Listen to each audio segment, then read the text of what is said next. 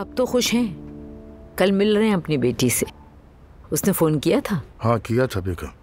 शुक्र है अब्दुल्ला साहब, हमने उसके लिए बहुत अच्छा फैसला किया है। और पता है आपको, सबके लिए तहाइफ लेकर आई है। अल्लाह सलामत रखे। हम भी तहाइफ लेकर जाएंगे। पहली बार इकट्ठा हो रहे हैं, अच्छा नहीं लगता। बल्कि मैं तो सोच रही हूँ खवातीन के लिए गिफ्ट हैम्पर्स बनवा लूँ, जिसमें कुरान, तस्बीह, स्कार्फ वगैरह रख दूंगी। जो बेहतर समझती हो वही करो।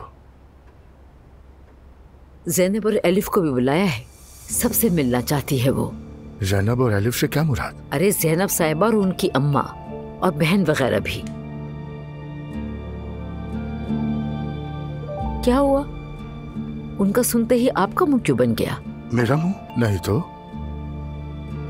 अभी तो हमारी बेटी हमसे भी नहीं मिली, इतने हुजूम की क्या जरूरत है? उसी का फैसला है। वैसे भी उन लोगों का इफ्तार से क्या लेना देना। और शायद मुझे लगता है वो लोग बहाना बना देंगे, आएंगे ही नहीं। अब ये क्या बात हुई?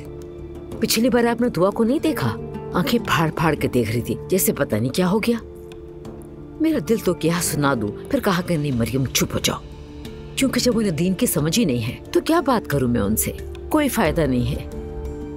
बेगम तुम अपनी इबादत देखो, दूसरों की फिक्र छोड़ दो। खैर मैंने कह दिया, आना होगा तो आ जाएंगे वो लोग। मुझे हैरत नहीं होगी अगर उमर भी नमाज और रोजा जल्द छोड़ देगा। तौबा अस्तगफिरुल्लाह। मरियम साहिबा तुम फिर बहकने लगी हो, जरा नहीं रुकती, दूसरों के गुनाह अपने सर लेती हो। अच्छा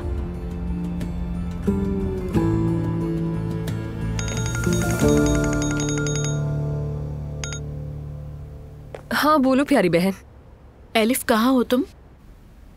अपने घर पर। आज डिनर साथ करेंगे। अरे नहीं, मैं नहीं आ सकती अभी, किसी के ताने सुनने का मूड नहीं है मेरा। एलिफ आ जाओ प्लीज, सिम्बल भी घर पे, कोई उस टॉपिक को नहीं छेड़ेगा। मम्मी भी डिप्रेस है। हाँ बहुत डिप्रेस है। आज ही नीचे देखा था मैंने उन्हें, बड़े मजे से घूम रही थी, बिल्कुल डिप्रेस नहीं लग रही थी।